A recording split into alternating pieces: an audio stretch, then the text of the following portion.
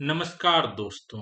हम लोग प्रोफेसर इम्तियाज अहमद जी के द्वारा लिखी गई बुक बिहार एक परिचय से एमसीक्यू क्वेश्चन कर रहे हैं।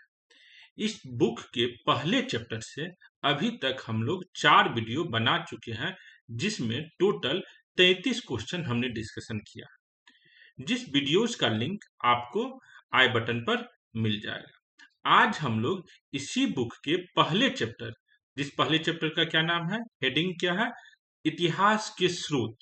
इतिहास के स्रोत जो टॉपिक का नाम है, पहला चैप्टर है, उसी पहले चैप्टर के आगे के क्वेश्चन अर्थात क्वेश्चन नंबर 34 से जो क्वेश्चन है उसको हम लोग डिस्कशन करने के लिए जा रहे हैं। तो चलिए स्टार्ट करते हैं अपना पहले चैप्टर का क्वेश्चन। ये वीडियो पहले चैप्टर का आखिरी वीडियो है।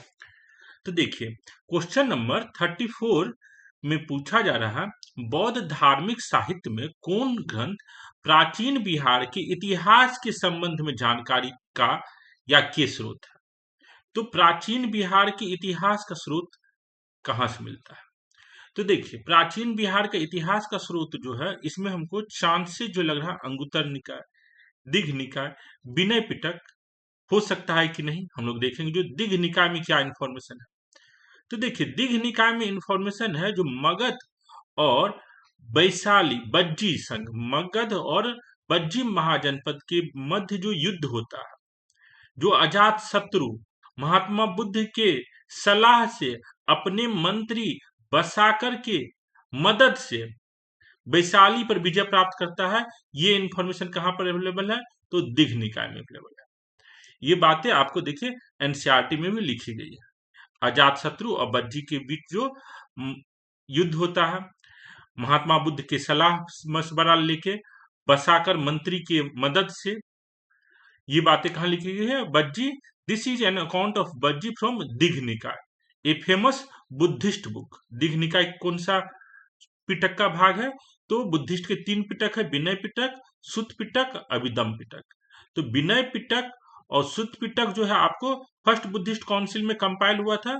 अभिधम पिटक थर्ड बुद्धिस्ट काउंसिल में कंपाइल हुआ।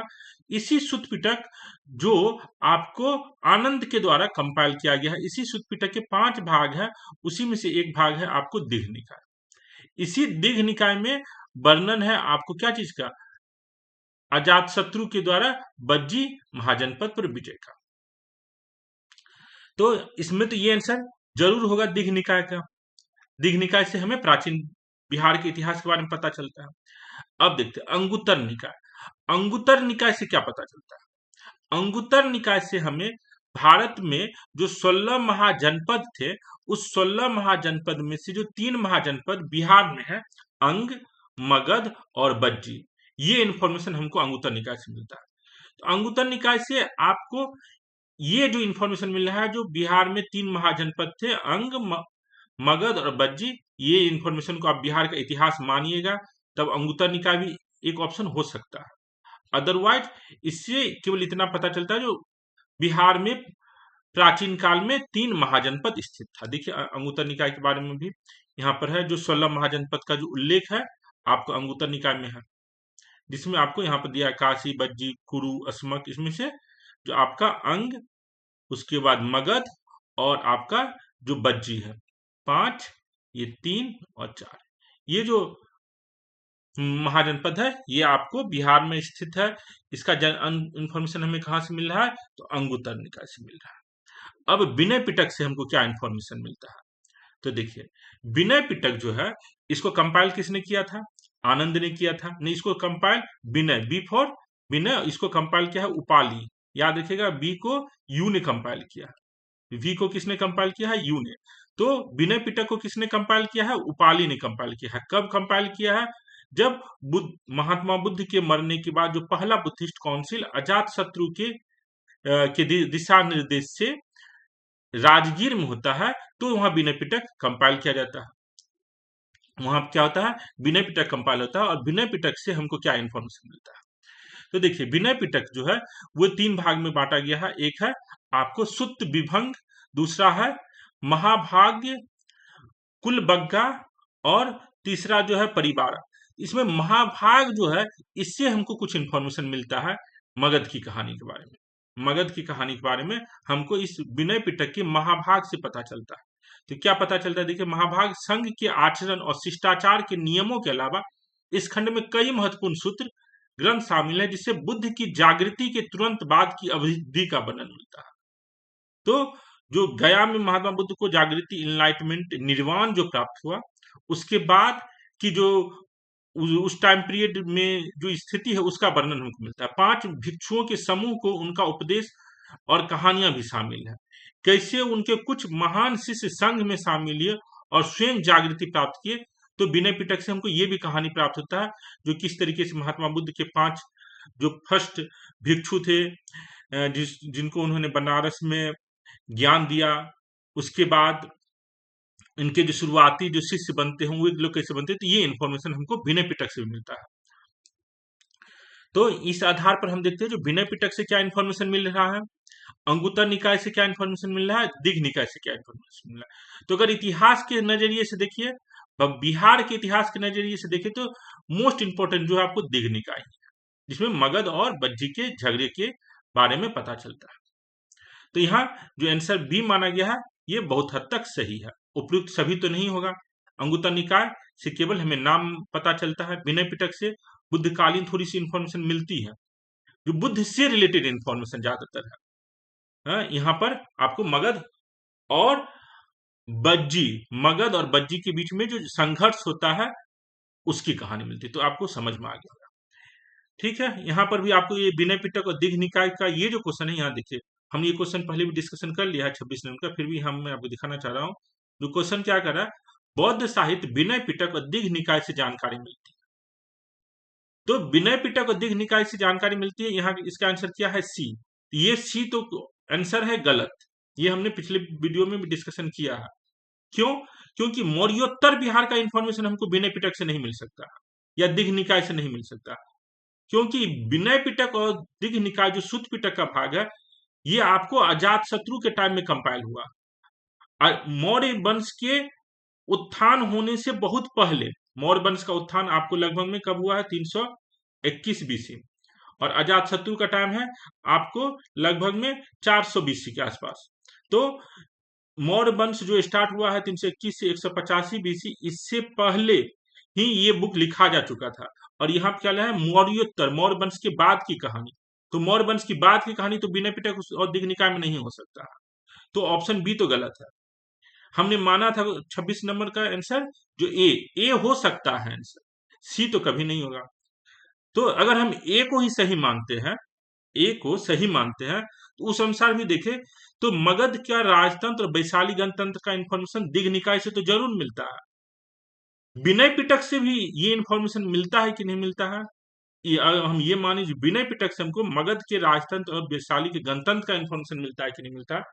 तो इसको भी हम थोड़ा सा डाउट है, उतनी क्लैरिटी नहीं, लेकिन विनय पिटक से हमको क्या इंफॉर्मेशन मिलता है, जो महात्मा बुद्ध के जो इनिशियल 5 शिष्य थे उनको कहाँ पर ज्ञान मिला, कैसे ज्ञान मिला, इनिशियल उनके कौन शिक्षक थे ये भी हमें पता चलता है, उनके कौन इनिशियल शिष्य थे, ये सभी कहानी हमको विनय पिटक से मिलता है। तो हमने आपको सारा पॉइंट क्लियर कर दिया, जो आपको क्या इसका आंसर होना चाहिए। तो क्वेश्चन नंबर 34 का जो बेस्ट आंसर है वो है दिघ निकाय, ऑप्शन बी। ठीक है, नेक्स्ट देखते हैं। नेक्स्ट क्वेश्चन है सियर उल मुताखरीन की रचना किसने की थी। तो सियर उल मुताखरीन की रचना किसने की है, तो गुलाम हुसैन तबतबाई ने की है। अब इनकी बुक देख लेते हैं, ये कौन सा बुक है, गुलाम हुसैन तबतबाई। तो इनका जो गुलाम हुसैन तबतबाई की जो बुक है सियर मुताखरीन, बुक का नाम क्या है, सियर उल मुताखरीन जो बुक है, ये देखिए, ये है सियर उल मुताखरीन का फर्स्ट पेज। सियर मुताखरीन का मतलब क्या है, व्यू ऑफ मॉडर्न टाइम्स, अर्थात मॉडर्न इंडिया का ये बुक है। सियर उल मुताखरीन एक मॉडर्न इंडिया का बुक है, और इसको लिखने वाले कौन है, सैयद गुलाम हुसैन खान। इस बुक के लिखने वाले कौन है, गुलाम हुसैन खान या गुलाम हुसैन तबतबाई, दोनों एक ही नाम है, गुलाम हुसैन खान। सैयद उल मुताखरीन की रचना किसने की है, गुलाम हुसैन तबतबाई ने की है। और सैयर मुताखरीन का मतलब क्या हुआ, मीनिंग क्या हुआ, view of modern times, history of India from the time of, ये है the containing the generals the reign of 7 last emperor of Hindustan, जो लास्ट 7 मुगल एम्परर हुए उसकी कहानी है। An account of Bengal wars in, English war in Bengal, किस तरीके से English East India Company Bengal पर विजय प्राप्त करते हैं। सिराजुद्दौला की कहानी है, सुजाउद्दौला की कहानी है। तो सियर मुताखरीन जो है आपको आखिरी 7 मुगल राजा, बंगाल की कहानी, अवध की कहानी को बताता है। इसके लेखक कौन है, सैयद गुलाम हुसैन खान। उसके बाद हम लोग देखते हैं यहाँ जो ऑप्शन में रिजुकुला, रिजुकुला का नाम दिया गया है, और अब्बास सरवानी, ये भी इतिहासकार है, लेखक है। ये किन के बारे में लिखते हैं और इनका बुक कौन सा है, तो ये भी हम लोग यहाँ पे देख लेते हैं। तो देखिए, अब्बास खान सरवानी का बुक है तारीखे शेरशाही। अब्बास खान शेरवानी का बुक का क्या नाम है, तारीखे शेरशाही। इसमें शेरशाह के बचपन की कहानी है। शेरशाह किस तरीके से आपको कन्नौज का युद्ध करता है, चौसा का युद्ध करता है, किस तरीके से हुमायूं को भारत से भागने पर विवश करता है। तो ये पूरी कहानी आपको अब्बास खान शेरवानी की लिखी हुई बुक तारीखे शेरशाही से पता चलता है। उसी तरीके से हमको जो यहाँ पर एक और बुक है रिजुकुल्लाह, रिजुकुल्लाह का बुक का क्या नाम है, तो वाकियात ए मुस्ताकी, वाकियात ए मुस्ताकी बुक है। इस बुक का क्या डिस्क्रिप्शन है हम आगे क्वेश्चन में डिस्कशन करते हैं। तो ये जो पहला, ये जो 35 का क्या हो जाएगा आंसर, सियर उल मुताखरीन की रचना की किसने की है, तो गुलाम हुसैन तबतबाई। ये एक मॉडर्न इंडिया का बुक है, मॉडर्न इंडिया का बुक है। समझ में आ गई बात है, आंसर इसका ए हो जाएगा। उसके बाद यहाँ पर जो क्वेश्चन नंबर 36 है, इसमें कुछ बुक का नाम दिया गया है और उसके लिखने वाले इतिहासकार का नाम दिया गया है।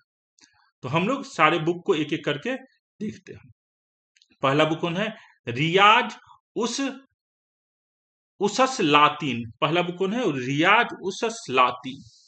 तो ये है रियाज अस सलातीन, रियाज उस सलातीन। इसके लेखक कौन है, गुलाम हुसैन सलीम। Ghulam Hussain Salim, history of Bengal. ये जो बुक है, इस बुक में क्या कंटेंट है, बंगाल की कहानी दी गई है। जो बंगाल के बारे में, जो बंगाल का बाउंड्री कितना है, बंगाल की में क्या क्या पाया जाता है, उसके बाद बंगाल में कौन राजा था, मुगल काल में कौन राजा था, दिल्ली सल्तनत में। तो ये सब कहानी जो है आपको इस हिस्ट्री ऑफ बंगाल रियाज उस सलातीन बुक में लिखा है, जिसके लेखक है Ghulam Hussain Salim.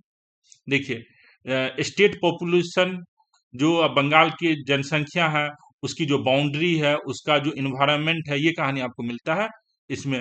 Description certain characteristic of country, जो बंगाल के जो कैरेक्टरिस्टिक है, फीचर्स है, उसकी कहानी मिलती है। उसके कुछ सिटीज के बारे में इंफॉर्मेशन है।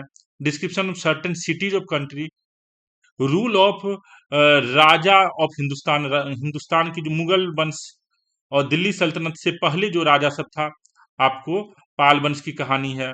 तो पूरा बंगाल की कहानी अगर पढ़ना है तो हमको रियाजुल सलातीन बुक जो है गुलाम हुसैन सलीम के द्वारा लिखी गई बुक है, वो पढ़ना होगा। गुलाम हुसैन सलीम की द्वारा कौन सी बुक है, रियाज उस सलातीन, बंगाल की कहानी बताती है। नेक्स्ट देखते तारीखे शेरशाही। अभी हमने देखा था तारीखे शेरशाही में शेरशाह का जो टाइम पीरियड है उसके बारे में पता चलता है। ये बुक लिखने वाले कौन है, अब्बास खान शेरवानी। इसमें देखिए क्या क्या है, early early career of Farid. Sher Shah के बचपन का नाम क्या है, फरीद है। उसका शेरशाह किस तरीके से नूहानी के राजा के अंदर में काम करता है, मुगल से क्या संबंध बनता है, चौसा का युद्ध जो होता है, कन्नौज का जो युद्ध होता है, ये सब हमको कहानी मिलता है तारीखे शेरशाही अब्बास खान शेरवानी के द्वारा लिखी गई बुक से। अगला बुक जो है वाकिते मुस्ताकी। इसके लेखक कौन है, शेख रिजुकुल मुस्ताकी। शेख रिजुकुल मुस्ताकी वाकिते मुस्ताकी के लेखक है। इसमें आपको क्या चीज की कहानी मिलती है, तो बाबर के बारे में, हुमायूं के बारे में मिलता है कहानी, इस्लाम शाह, उसके बाद अर्थात मुगल का जो टाइम पीरियड है, शुरुआती मुगल से लेके जो बाबर, हुमायूं, शेरशाह का कहानी आपको मिलता है। खिलजी की कहानी मिलती है, खिलजी की कहानी मिलती है आपको यहाँ तक, खिलजी तक की कहानी मिल रही है। Sultan anecdote related to the history of sultan Muzaffar, king of Gujarat, king sultan Mohammad Bahmani, sultan Ibrahim Sharqi, अर्थात जौनपुर की भी कहानी इसमें मिलती है। अर्थात मुगल की कहानी है, शेरशाह की कहानी है और बंगाल और बिहार की कहानी है। तो इस बुक का क्या नाम है? वाकियत मुस्ताकी। किसके द्वारा लिखा गया? शेख रिजुकुल मुस्ताकी के द्वारा। तो आपको समझ में आ गया होगा, वाकियत मुस्ताकी किसके द्वारा लिखा गया है? शेख रिजुकुल मुस्ताकी, जिसमें हमको मुगल, शुरुआती मुगल के टाइम का, शेरशाह के टाइम का और उसी से रिलेटेड बिहार बंगाल की कहानी मिलती है। उसके बाद जो अगला क्वेश्चन, अगला लेखक का नाम यहाँ दिया गया है अफसाने शाह। अफसाने शाह के कौन है लेखक? इसके लेखक है शेख कबीर, याद रखिएगा, शेख कबीर इसके लेखक, अफसाने शाह। तो इस अफसाने शाह के बारे में पहले तो इसमें क्या है, अफसाने शाह में 140 राजाओं की कहानी है। 140 राजाओं की कहानी है, जिसमें लोदी वंश, सूर डायनेस्टी, मुगल की कहानी है, अकबर ने किस तरीके से अपना राज्य का विस्तार किया, सुल्तान मुजफ्फर ऑफ गुजरात की कहानी है। तो ये समझिए, ये आपको मध्यकालीन भारत में जो लोदी वंश, मुगल वंश, सूर वंश के बारे में बताता है। कौन है? अफसाने शाहिन। और इसके लेखक कौन है? मोहम्मद कबीर इसके लेखक है। मोहम्मद कबीर इसके लेखक है। तो इसके क्या हो जाएगा? हाँ, शेख कबीर मोहम्मद। तो अफसाने शाह। उसके बाद बसातुल उन्स के बारे में हम लोग पहले भी पढ़ चुके हैं। बसातुल उन्स के लेखक कौन है? इक्तशान देहलवी। बसातुल उन्स जो है इक्तशान देहलवी। इससे क्या कहानी हमें पता चलता है, जो बिहार में किस तरीके से गयासुद्दीन तुगलक 1324 ईस्वी में बिहार के जो कर्नाट वंश, नॉर्थ बिहार में जो कर्नाट वंश का अंतिम शासक है हरि सिंह देव, उसको कैसे पराजित करता। तो नॉर्थ बिहार की कहानी गयासुद्दीन तुगलक के टाइम पीरियड की अगर हमको जानना है, समझना है, तो हमको बसातिल उन्स, जो फारसी भाषा में लिखी हुई बुक है, जो फारसी भाषा में एक लिखी हुई बुक है, किसके द्वारा? इख्तशान देहलवी के द्वारा वो बुक पढ़ना होगा। तो यहां पर हमने देखा जो रियाज उस सलातीन के लेखक कौन है? रियाज उस सलातीन के आपको लेखक देखे, बसातिल उन्स के हो गए इक्तशान देहलवी, अफसाने शाह के हो गए शेख कबीर, वकायत मुस्ताकी के हो गए रिजुकुल, तारीख शेर शाही के अब्बास सरवानी और रियाज उस सलातीन के गुलाम हुसैन सलीम। तो इसमें कौन सा ऑप्शन हो जाएगा? ए का 2, बी का 1। तो ए का 2, तो ऑप्शन बी हो जाएगा। नेक्स्ट क्वेश्चन देखते हैं हम लोग। नेक्स्ट क्वेश्चन जो है ये देखिए, बसातिन उल उन्स, ये आपको फारसी भाषा में लिखा हुआ, जिसको मैंने हिंदी और इंग्लिश में ट्रांसलेट करके आपके सामने रखा है। बसातिल उन्स, लेखक कौन है? मोहम्मद बिन सद्र ताज अब्दोसी देहलवी। कितना बड़ा नाम है, मोहम्मद बिन सद्र ताज अब्दोसी देहलवी। और इससे पता क्या चलता है हमको, जो बसातिल उन्स is a first hand account of Ghiyasuddin Tughlaq campaign in Tirhut. किस तरीके से गयासुद्दीन तुगलक ने तिरहुत में राजा जो शिव सिंह था, कर्नाट वंश का जो राजा है, उसको किस तरीके से पराजित करता है, ये पता चलता है। अफसाने शाहान, अभी हमने देखा था, अफसाने शाहान से हमको अफगान रूल की जो कहानी है वो पता चलती है। अब जो अगला क्वेश्चन है, मुल्ला बहबहानी यात्री थे। मुल्ला बहबहानी के बारे में हम लोग पहले भी पढ़ चुके हैं। ये है ईरान के यात्री। मुल्ला बहबहानी कहाँ की यात्री है? ईरान की यात्री है। और मुल्ला बहबहानी ने क्या किया है, ये एक बार पढ़ लेते। मुल्ला बहबहानी क्यों फेमस है? मुल्ला बहबहानी जो था, एक ईरानी धर्माचार्य, 19वीं शताब्दी में बिहार में आया था। मुल्ला बहबहानी 19वीं शताब्दी में बिहार में आया था। उसने मुर्शिदाबाद से राजमहल, भागलपुर, मुंगेर, पटना, सासाराम की यात्रा की। इन नगरों की स्थिति के बारे में, यहाँ के शिल्प उद्योग, व्यापार, सराय की व्यवस्था आदि का उन्होंने उल्लेख किया। तो ये 19वीं शताब्दी में आने वाले एक ईरानी धर्माचार्य हैं। पटना नगर के धार्मिक, शैक्षिक और सांस्कृतिक जीवन का उसने विस्तार पूर्वक वर्णन किया है। और इस नगर को जन्नतुल हिंद अर्थात भारत का स्वर्ग कहा। मुल्ला बबहानी ने पटना को भारत का स्वर्ग कहा है। राजकुमार अजीम द्वारा नगर के नव निर्माण और अजीमाबाद नामांकन का भी उल्लेख किया है। जो औरंगजेब का जो पोता बहादुर शाह वन का जो बेटा अजीम उस्सान था, वो जो बिहार का गवर्नर बनता है 1700 ईस्वी के आसपास, और उसने जो बिहार जो पटना है उसको अजीमाबाद नाम रखता है। उसकी कहानी ये बता रहा है। इसी अजीम उस्सान गवर्नर बनता है। इसी अजीम उस्सान के नाम पर जो पटना का नाम क्या होता है, अजीमाबाद बनता है। इसी अजीम उस्सान का बेटा कौन सा है, तो इसके बेटे का नाम है फर्रुख सैयार। अजीम उस्सान का बेटा का क्या नाम है, फर्रुख सैयार, याद रखिएगा। जो 1713 से लेकर 1719 तक सैयद ब्रदर की मदद से शासक बनता है। और आपको ये जो राजकुमार है अजीम अजीम उस्सान अपने भाई के द्वारा मार दिया जाता है 1712 ईस्वी में। इसका भाई का क्या नाम है, जहांदर शाह। तो ये थोड़ा सा कहानी हमने आपको राजकुमार अजीम के बारे में बताया। तो देखिए, ये जो राजकुमार अजीम द्वारा नगर निर्माण और अजीमाबाद नामांकन का भी उल्लेख है। पटना में स्थित सेफ खां के मदरसे और वहां के प्रधानाचार्य की वो चर्चा करता है। और उसके अनुसार इस आचार्य की ख्याति ईरान में भी सुनी थी। अर्थात पटना में जो टीचर है उसकी ख्याति ईरान तक थी। उसने पटना में निवास कर रहे प्रमुख अंग्रेज अधिकारियों का भी उल्लेख किया है। पूर्वी भारत में ब्रिटिश सत्ता की स्थापना से उत्पन्न होने वाली हानिकारक परिणामों का भी उल्लेख बबहानी करता है। उसका यात्रा वृतांत मिर्तुल अहबाल के नाम से विख्यात है। तो याद रखिएगा, मुल्ला बबहानी की किताब कौन सा है, मिर्तुल अहबाल। ये मुल्ला बबहानी के अलावे भी बहुत सारे ईरानी हमारे बिहार में आए थे, जैसे मुल्ला तकिया, मोहम्मद सादिक, अब्दुल लतीफ, मुल्ला बबहानी। तो ये सब साथी ईरानी थे, जिसके बारे में हम लोग प्रीवियस वीडियो में डिस्कशन डिटेल ढंग से किए हैं, इन लोग का क्या कंट्रीब्यूशन है। हम लोग नेक्स्ट क्वेश्चन देखते हैं। उसके बाद क्वेश्चन है, आधुनिक बिहार के अध्ययन के लिए स्रोत है। कौन सा स्रोत है, तो फ्रांसिस बुकनान द्वारा संकलित विभिन्न report, district gazetteer, land survey settlement report, Fort William, India House correspondent series उपयुक्त में से सभी। तो ये उपयुक्त में से सभी आंसर होगा। अब हम लोग देखते हैं जो फ्रांसिस बुकनान कौन था, इसने क्या किया है। तो देखिए, फ्रांसिस बुकनान, जिसका टाइम पीरियड क्या है, 1762 से लेकर 1829 तक, ये आपको दक्षिण भारत और बंगाल, बिहार, उड़ीसा का पूरा जो सर्वे किए हैं। जैसे सर्वे में उन्होंने बताया था जो यहाँ का जो मिट्टी किस प्रकार का है, यहाँ पर कौन सा पेड़ पौधा होता है, यहाँ के जो गंगा नदी में जो मछली है, डॉल्फिन, इसका भी खोज इसने किया था, बताया था संसार को।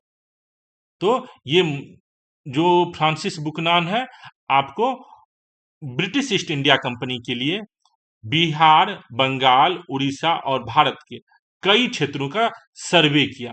वहां की जलवायु, वहां के जंगल, वहां के ट्राइब, वहां की मिट्टी, वहां की पानी, सबका ये डाटा बनाया और ब्रिटिश गवर्नमेंट को इन्फॉर्म किया था। तो फ्रांसिस बुकनान को हम लोग इसलिए जानते हैं, भारत के, बंगाल के, मद्रास के सर्वे करने के लिए ये बहुभाषाविद था। इसे कई भाषाएं मालूम थी।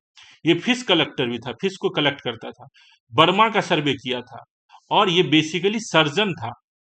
ये सर्जन के रूप में भारत आया था, और उसके बाद ये इसको ब्रिटिश गवर्नमेंट से आदेश मिला जो आप पूरे भारत का सर्वे सर्वे कीजिए और पता कीजिए यहाँ की जो बोटनी कैसी है, यहाँ का ज्योग्राफी कैसा है। तो ये है फ्रांसिस बुकनान, जो बिहार का भी सर्वे किया था और बिहार का भी इंफॉर्मेशन दिया, गंगा नदी का इंफॉर्मेशन दिया। तो फ्रांसिस बुकनान से हमें आपको बिहार का इंफॉर्मेशन मिलता है। उसके बाद है district gazetteer, land survey and settlement report. तो देखिए, बिहार हो या बंगाल हो या पंजाब, पूरे भारत के जो डिस्ट्रिक्ट कलेक्टर होते थे, डिस्ट्रिक्ट कलेक्टर भारत में सबसे पहले कब बना था, तो 1772 ईस्वी में। 1772 ईस्वी में जो डिस्ट्रिक्ट कलेक्टर बनाया गया था, किसके द्वारा बनाया गया था, लॉर्ड वारेन हेस्टिंग के द्वारा। वारेन हेस्टिंग के द्वारा जो 1772 में डिस्ट्रिक्ट कलेक्टर बनाया गया था। इस डिस्ट्रिक्ट कलेक्टर का काम ये भी था, जो डिस्ट्रिक्ट में क्या हो रहा है, डिस्ट्रिक्ट की क्या स्थिति है, डिस्ट्रिक्ट की क्या ज्योग्राफी है, उसको भी रिपोर्ट बनाना। अभी भी सारे जो बड़े बड़े ऑफिसर्स होते डिस्ट्रिक्ट, वे अपना report, monthly report, yearly report, quarterly report central government, state government को भेजते हैं। तो ये सब जो ऑफिसर्स थे वे डिफरेंट डिफरेंट डिस्ट्रिक्ट का रिपोर्ट भेजते थे, किसको, आपको गवर्नर जनरल को या गवर्नर को भेजते थे। तो ये जो इन्फॉर्मेशन है, ये जो रिपोर्ट है, इस रिपोर्ट से भी हमें बिहार के डिस्ट्रिक्ट की कहानी पता चलती है। जैसे हमें रांची का डिस्ट्रिक्ट गजेटर निकलता था, हजारीबाग का डिस्ट्रिक्ट गजेटर निकलता था, भागलपुर का, पटना का। तो ये जो गजेट निकलता था, डिस्ट्रिक्ट गजेटर, लैंड सर्वे और सेटलमेंट किस प्रकार से हो रहा है, उस डिस्ट्रिक्ट से कितना रेवेन्यू जनरेट हो रहा है, ये सारा डाटा पब्लिश करवाया जाता था।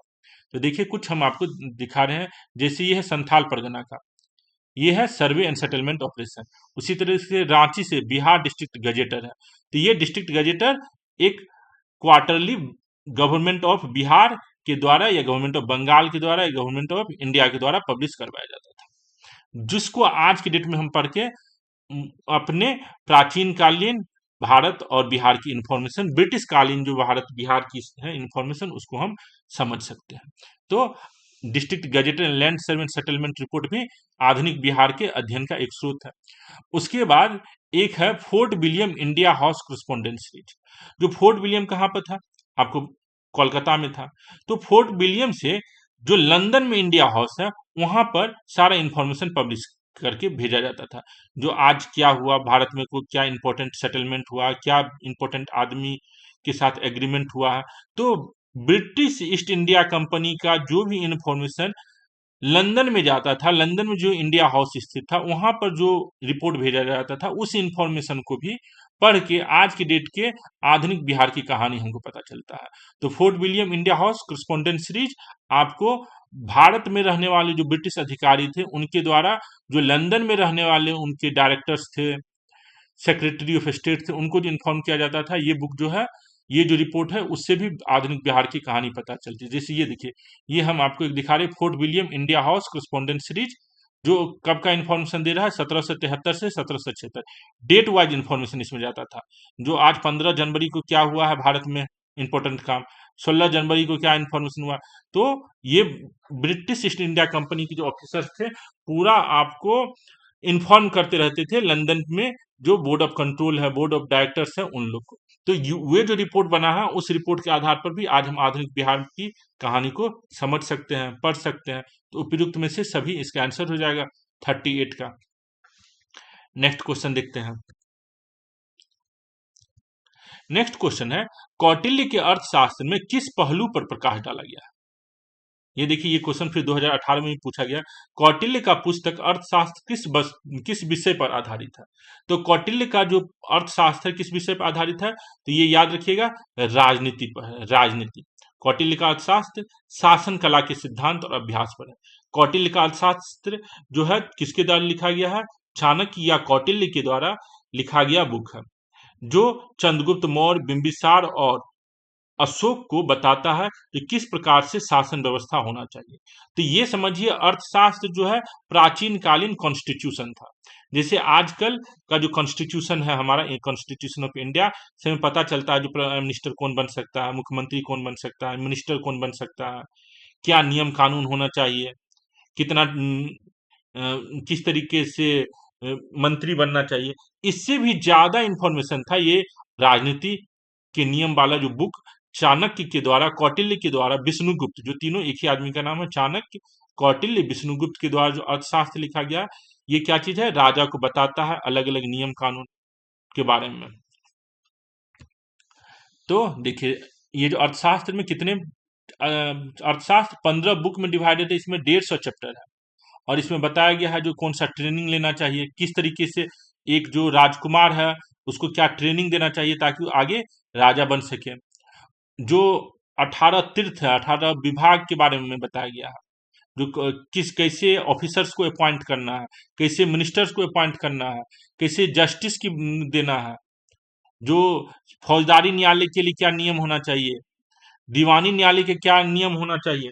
तो सारा इंफॉर्मेशन जो है आपको बताया गया है इस अर्थशास्त्र में। तो राजनीति की पुस्तक है अर्थशास्त्र, याद रखिएगा, राजनीति। कौटिल्य के अर्थशास्त्र किस पहलू पर प्रकाश डालता है, तो राजनीतिक नीतियों के बारे में बताता है, शासन कला के सिद्धांत और अभ्यास के बारे में बताता है। नेक्स्ट क्वेश्चन जो है, अपसड, अपसड कहाँ है, गया में, से प्राप्त एक मंदिर का भग्नावशेष प्राप्त हुआ है। उसकी दीवारों पर कथा दृश्य अंकित है।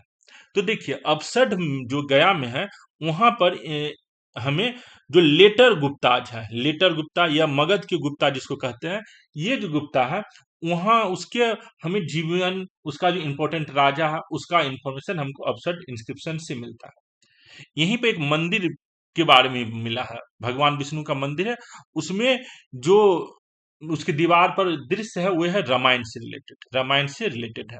तो हम लोग थोड़ा सा ये अपसट से प्राप्त जो इंस्क्रिप्शन है इसको थोड़ा सा देखते। देखिए अपसट इंस्क्रिप्शन जो है फ्रॉम गया में है, यहाँ से 8 गुप्ताज, लेटर गुप्ता कहते हैं, इसके बारे में पता चलता है। उसमें से कृष्णा गुप्त जो संस्थापक है इस लेटर गुप्ता का, उसका इंफॉर्मेशन है। इसमें हर्षा गुप्त है, जीवित गुप्त, कुमार गुप्त, दामोदर गुप्त, महासेन गुप्त, माधव गुप्त और आदित्य सेन। इसमें सबसे जो इंपॉर्टेंट है वो है आदित्य सेन। आदित्य सेन की पत्नी के बारे में मिलता है इंफॉर्मेशन, उसकी माँ के बारे में इंफॉर्मेशन मिलता है। तो ये सब इंफॉर्मेशन हमें कहाँ से मिलता है, ये अपसड से मिलता है। तो देखिए इसी अपसड में के बारे में लिखा गया है, जो यहाँ पर जो विष्णु का मंदिर है, इसी विष्णु मंदिर पर रामायण से रिलेटेड फोटो बनाया गया है। देखिए क्या लिखा है, the Aphsad inscription also records the construction of Vishnu temple by Aditya Sen. Aphsad inscription जो है इस पर रिकॉर्ड है, लिखा गया है जो आदित्य सेन के द्वारा जो विष्णु टेम्पल बनाया गया है। The building of religious college और monastery by his mother Shrimati. इसकी जो माँ थी, आदित्य सेन की माँ जो एक कॉलेज बनाई थी, कि स्कूल बनाई थी, उसका भी इंफॉर्मेशन है। और इसकी पत्नी, आदित्य सेन की जो पत्नी है कोना देवी, उनकी नाम क्या है, कोना देवी, एक टैंक बनाती है, एक कुआं खुदवाती है, उसका भी इंफॉर्मेशन है। उसके बाद अबसड में जो मंदिर है, विष्णु मंदिर है, recent excavation of the mount at Aphsad suppose to be representing the ruins of Vishnu temple. यहाँ जो विष्णु टेम्पल है have revealed a number of stucco panels depicting the Ramayana scene which may have originally decorated the temple। तो जो Vishnu temple जो बना हुआ था, जो विष्णु टेम्पल आपको किसने बनाया है, आदित्य सेन ने बनाया है। इसी विष्णु टेम्पल पर जो फोटो बनाया गया है तो वो फोटो रामायण से रिलेटेड है। तो इस तरीके से अपसड जो गया में है वहां पर जो इंस्क्रिप्शन हमें मिला है, उस पर जो मंदिर है वहां पर वो मंदिर में क्या चीज का दृश्य दिखाया गया है, तो रामायण का। इसका आंसर क्या आ जाएगा, रामायण। नेक्स्ट देखते हैं। नेक्स्ट ये क्वेश्चन है, ये देखिए अभी हमारा जो पुराना बुक था इस बिहार परीक्षा के 40 क्वेश्चन हम लोग डिस्कशन कर लिए हैं। नया जो एडिशन आया है बुक का उसमें 2-3 क्वेश्चन और भी है, तो हम उस क्वेश्चन को भी यहाँ पर कवर कर रहे हैं। तो ये क्वेश्चन है, राजनीति रत्नाकर पुस्तक के लेखक हैं। तो राजनीति रत्नाकर पुस्तक के लेखक कौन है, चंदेश्वर। चंदेश्वर जो है राजनीति रत्नाकर पुस्तक के लेखक है। वर्ण रत्नाकर अगर रहेगा तब आप मानिएगा लेखक कौन है, ज्योतिरेश्वर। वर्ण रत्नाकर के लेखक है ज्योतिरेश्वर और राजनीति रत्नाकर के लेखक है चंदेश्वर। तो कंफ्यूज नहीं होइएगा वर्ण रत्नाकर और राजनीति रत्नाकर। विद्यापति का जो बुक है वो तो संस्कृत के बुक उन्होंने लिखा, और इनका जो अभट में 2 फेमस बुक है वो है कृतिलता, कृति पताका, जिसके बारे में हम लोग प्रीवियस वीडियो में डिस्कशन कर चुके हैं। ज्योतिरेश्वर ठाकुर के द्वारा जो लिखी गई बुक है वर्ण रत्नाकर, उसको भी प्रीवियस वीडियो में हम लोग डिस्कशन कर लिए हैं। आज डिस्कशन इसमें यहाँ पर नहीं कर रहे हैं। हम लोग अभी चंदेश्वर जी के द्वारा जो राजनीति रत्नाकर बुक लिखा गया है उसको थोड़ा सा डिस्कशन करते हैं। तो देखिए ये है राजनीति रत्नाकर, चंडेश्वर के द्वारा लिखी गई बुक, संस्कृत में लिखी गई है बुक। चंडेश्वर जो है आपको मध्ययुगीन धर्मवेत्ता थे, राजनीतिज्ञ थे चंडेश्वर।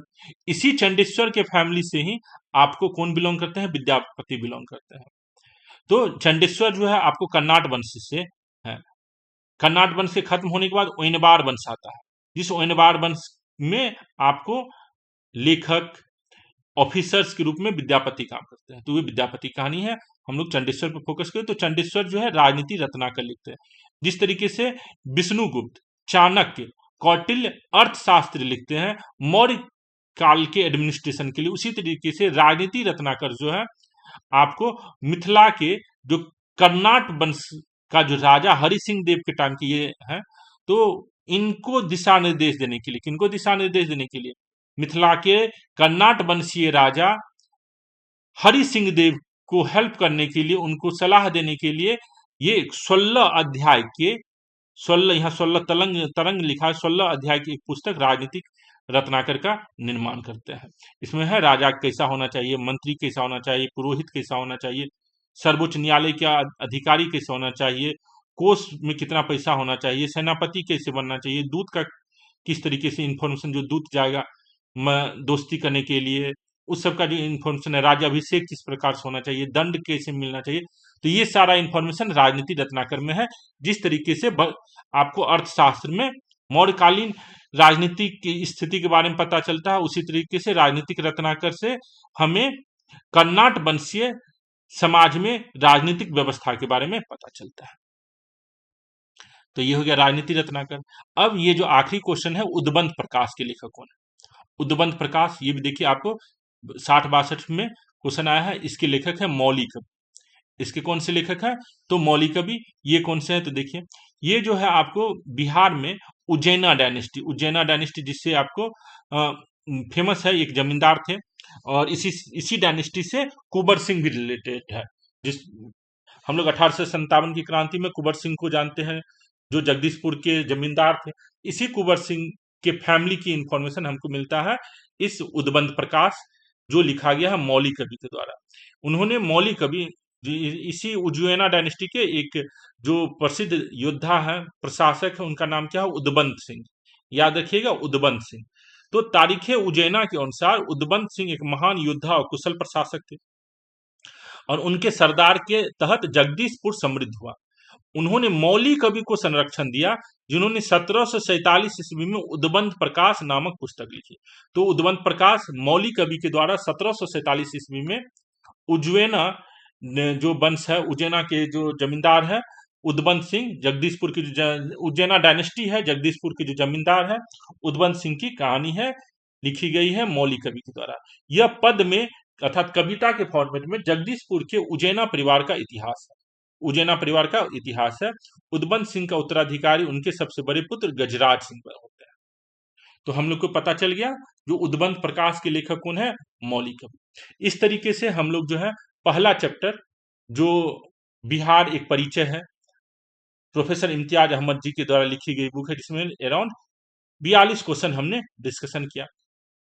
देखने के लिए बहुत बहुत धन्यवाद। आप लोग को कोई भी फीडबैक हो, कोई भी क्वेरी हो, तो जरूर बताएं, ताकि हम आगे की वीडियो में उसको इंक्लूड कर सकें, आप लोग के ज़्यादा से ज़्यादा, जिससे और बेनिफिट मिल सके। तो थैंक यू।